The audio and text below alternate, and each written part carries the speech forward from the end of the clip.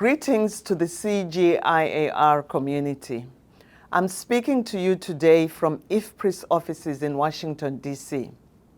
I first addressed you in my role as System Board Chair via video last month from CIMIT's headquarters in Mexico.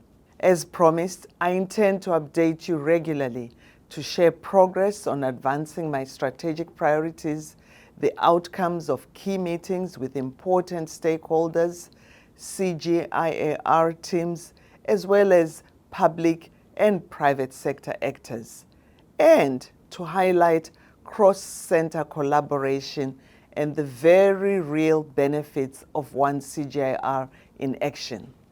In February, I went to India.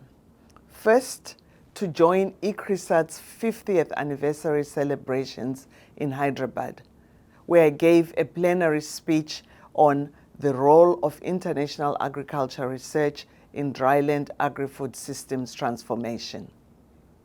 I also met with ICRISAT management and board.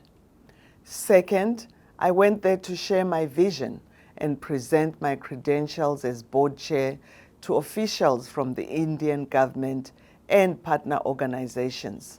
Among them, His Excellency Narendra Singh Tomar, the Minister of Agriculture and Farmers Welfare, His Excellency Himanshu Pathak, DG of ICA, the Indian Council of Agriculture Research, and our dear friend, Dr. Raj Paroda, Chairman of TAS, the Trust for Advancement of Agriculture Sciences.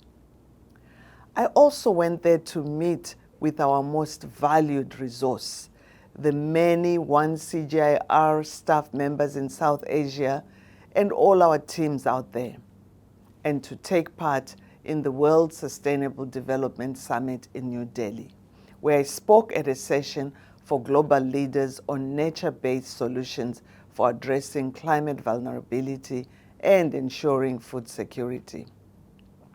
It was an extremely productive trip with important takeaways, including how we can further develop the already constructive relationship between One CGIAR and the Indian government. Staff were keen to share their challenges and opportunities that they face on the ground, as well as perspectives on the way forward for the region. With ICRISAT, the memorable occasion was the combined meeting we had with the ICRISAT board, the One CGIAR Center board chairs, and the system board members, where we shared experiences on the implementation of the framework agreement and how we got to where we are, which, as you know, we have now signed IFA 5 by all 12 centers. As you know, one of my priorities is to deepen the relationship with host countries and our key partners, and that's what I was working towards in India.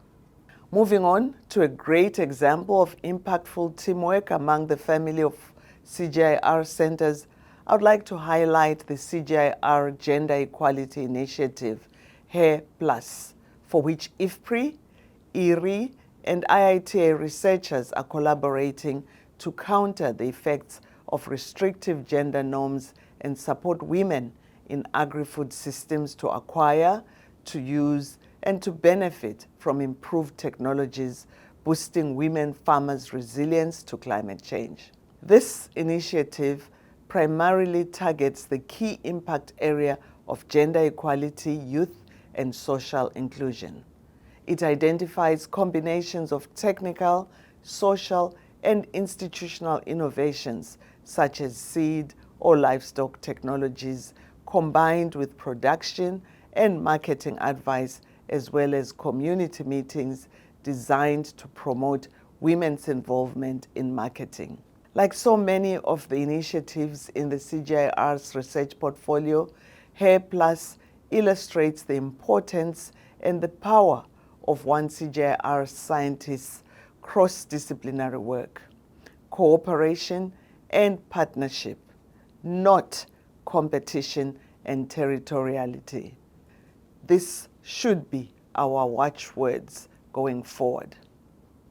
Together, let's make 2023 the year of science and delivery for CGIAR. That wraps up this edition of my blog. Next time, I'll update you on the outcome of meetings with funders, which are the main focus of my trip to the US. Be well and see you next month.